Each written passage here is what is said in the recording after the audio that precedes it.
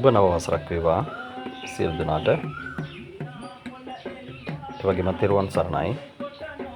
මේ අද දවසේ මේ වීඩියෝ හරහා ඔබට ගෙනෙන්නට බලාපොරොත්තු වෙන්නේ පිරිත් දේශනය සඳහා නිර්මාණය කළ පිරිත් මණ්ඩප කැටයම් නිර්මාණය කරන ආකාරයයි.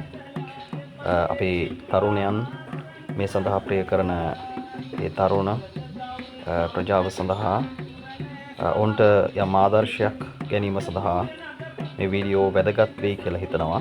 ඉතින් ඔබටත් ආරාධනා කරනවා මෙවැනි නිර්මාණ සඳහා යොමුවන්නට.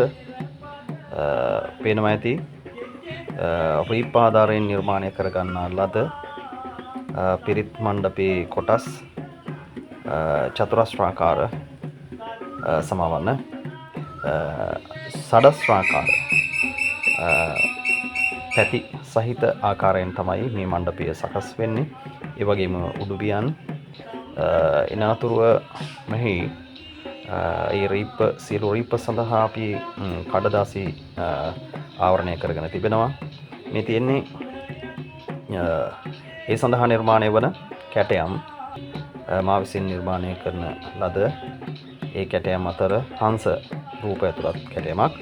ඒ වගේම සාම්ප්‍රදායික අන්නාසි මල, ඒ වගේම බිනර මල් මෝස්තර, ලේවැල් මෝස්තර, ඒ වගේම මේ පිරිත් දේශනයක් නිසාම ඒ සඳහා සුදුසු සංකේත රූප ලෙස ධර්ම චක්‍රය භාවිතා කරලා තියෙනවා. ඒ වගේම වාකවුළු සඳහා නිර්මාණය කරලා තියෙන චතුරස්‍රාකාර සියුම් කැටයම් සහිත කොටස් ඔබට පේනවා ඇති. මේ විශේෂත්වය මේ කැටයම් නිර්මාණය කරද්දී අපි කොළ 15කට 16කට ආසන්න ප්‍රමාණයක් එක මිටියක් ලෙස තියලා එක් පැත්තක පමණයි කැටයම නිර්මාණය කරන්නේ. සමමිතිකව කැටයම නිර්මාණය වන පරිදි එක් පාර්ශවයක් විතරයි ඇඳගන්නේ. ඉන් අනතුරුව ඒ කැටයම් කිරීමෙන් අනතුරුව අපි ඒ දිගෑරලා සමමිතික කැටයමක් ලබා ගන්නවා. මෙයත් එවැනි නිර්මාණයක්. ඉතින් මේ මණ්ඩපයේ යට කොටස සඳහා නිර්මාණය කරන ලද හංස රුව සහිත කැටයමක්. ඉතින් අවසානයේ ඔබට මෙහි ඇතුළත